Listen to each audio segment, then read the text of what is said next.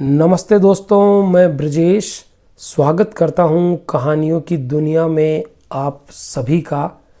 आज मैं आपके सामने क्रोध पर जीत की एक बहुत ही सुंदर मोटिवेशनल शिक्षाप्रद कहानी लेकर प्रस्तुत हुआ हूं।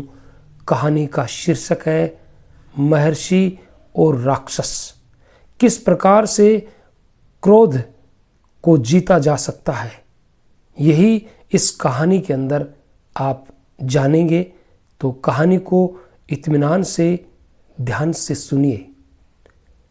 महर्षि कणाद ने जिस स्थान पर अपना आश्रम बनाया था, उसके पास जंगल में एक हिंसक राक्षस रहता था। राक्षस प्राय आश्रम के जीवन में बाधाएं उत्पन्न करता था। कभी आश्रम के लोगों की झोंपड़ियों को तोड़ फोड़ देता, तो कभी वहाँ के पशु पक्षियों को उठा ले जाता। कभी आश्रम के लोगों द्वारा की गई खेती को उजाड़ देता, तो कभी पूजा के पवित्र स्थान पर अवांछित वस्तुएं डाल जाता। राक्षस ये हरकतें करने प्राय रात के दूसरे या तीसरे पहर में आता और उत्पात मचाकर चला जाता। महर्षि सहित सभी शिष्य उसकी इस हरकत से दुखी थे। उनके कुछ एक शिष्य तो उसकी रोज रोज की हरकतें देखकर बहुत क्रोधित हुए। उन्होंने मिल बैठकर महर्षि को बिना बताए ये निश्चय कर लिया कि वे उस राक्षस का सर्वनाश कर देंगे। उन लोगों के क्रोध को महर्षि कणाद शीघ्र ही भांप गए और एक शाम उन्होंने सभी शिष्यों की एक सभा बुलाकर आदेश दिया कि अब हर रात एक व्यक्ति आश्रम की निगरानी हेतु रात भर जागकर पहरा देगा। खुद महर्षि ने अपने लिए भी माह में एक रात जागने और निगरानी रखने की बारी रखी। अपनी बारी पर एक रात जयंत नामक एक विद्यार्थी पहरे के लिए आश्रम के द्वार पर खड़ा हो गया। आधी रात बीत जाने पर उसने देखा कि सामने एक विशालकाय आदमी बढ़ा चला आ रहा है। जैसे जैसे वह नजदीक आता जा रहा था, उसका डर बढ़ता चला जा रहा था। जयंत ने गरज कर उसे ललकारा, तो वह आदमी और अधिक बड़ा हो गया। वह जैसे जैसे उसे ललकारता और डराता धमकाता था, उसका आकार बराबर बड़ा होता चला जाता था। जयंत चीखता रहा और वह आदमी उसे मार पीट कर बेहोशी की हालत में छोड़कर चला गया। भोर होते होते ही जयंत को होश आया, तो उसे अपनी हालत पर बड़ी शर्म आई। उसने अपने कपड़े ठीक किए और मुस्तैदी के साथ पुनः पहरा देने लगा। सुबह उसने किसी से कुछ नहीं कहा।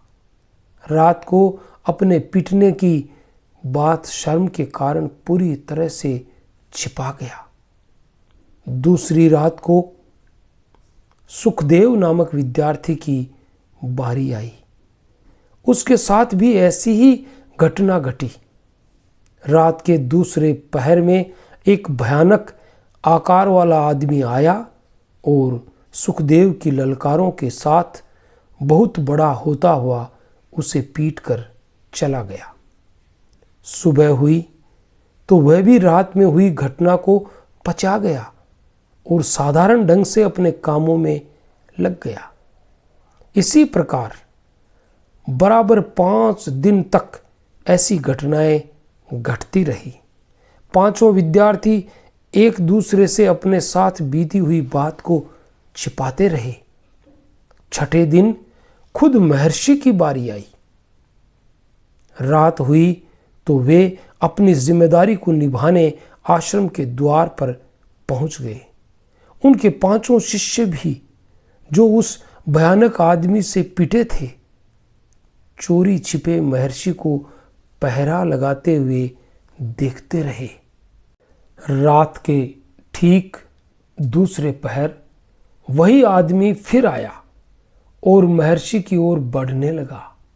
महर्षि ने उसे देखा और मुंह फेर लिया। इसके बावजूद वह निरंतर उनकी ओर बढ़ता रहा। महर्षि ने उसके आने की जरा भी परवाह नहीं की और वे अपनी लाठी एक छाल से साफ करने में मगन हो गए। विशालकाय आदमी जोर से चीखा और महर्षि की ओर बुरी तरह से लपका। महर्षि तब भी शांत बने रहे और उसका कोई उत्तर नहीं दिया। शिष्यों ने देखा कि महर्षि के शरीर के करीब आते आते उस आदमी का शरीर एकदम छोटा होता गया। महर्षि के शांतिपूर्ण व्यवहार के कारण वह विशाल हिंसक आदमी उनके प्रति आदर से झुककर एक चिड़िया के आकार का सा बन गया। कुछ ही क्षणों में महर्षि ने उसे एक कपड़े में बांध लिया। शिष्यों ने यह सब देखा तो वे आश्चर्यचकित रह गए और एक एक करके सभी महर्षि के चरण छूने पहुंच गए। उसी समय सब ने अपने साथ घटी घटना का जिक्र भी महर्षि से कर दिया और महर्षि से जानना चाहा कि आखिर वह कौन था और उसे वे इतनी सरलता से अपने वश में करने में कैसे सफल हो गए। महर्षि ने उत्तर दिया, शिष्यों, वह क्रोध था। याद रखो, हम क्रोध से लड़कर उसे कभी नहीं हरा सकते। उस पर विजय प्राप्त करने का एकमात्र रास्ता शांति है। शांति के बल पर ही मैंने उस पर विजय पाई है।